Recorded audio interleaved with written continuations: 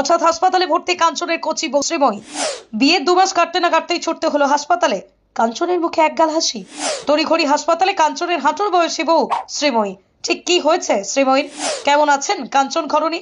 তবে কি বিয়ের 2 মাসেই আসছে সুখবর? কাঞ্চন শ্রীময়ীর কোল আলো করে আসছে নতুন অতিথি। বেডে শুয়ে সত্যিটা জানালেন কাঞ্চন পত্নী। অভিনেত্রী শ্রাবন্তীর মতোই সবসময় সংবাদ দেওয়ার শিরোনামে থাকেন কাঞ্চন শ্রীময়ী জুটি।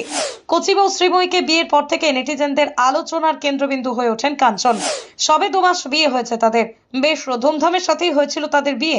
নিজের থেকে প্রায় 30 বছরের ছোট কাঞ্চনকে বিয়ে করে কম কথা শুনতে হয়নি শ্রীময়ীকে।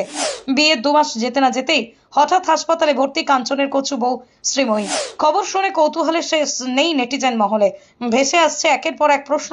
তবে কি 2 মাস যেতে না যেতেই সুখবর দিতে চলেছেন কাঞ্চন পত্নী? আসলে না, কিছু অসুস্থতার কারণেই হাসপাতালে ভর্তি হতে হয়েছে অভিনেত্রীকে। এই বিষয়ে তিনি আরো জানান, রবিবার রাতে কাঞ্চনের দাদা বৌদি শ্রীময়ীকে হাসপাতালে নিয়ে যান। আগের থেকে এখন অনেকটাই সুস্থ আছেন অভিনেত্রী। আশা করছেন খুব তাড়াতাড়ি বাড়ি ফিরতে পারবেন। জানা যায় শুটিং করতে গিয়ে এত গরমের মধ্যে ডিহাইড্রেশন হয় তার, পরেই বাড়াবাড়ি হওয়ায় হাসপাতালে ভর্তি করা হয় কাঞ্চন ঘরণীকে।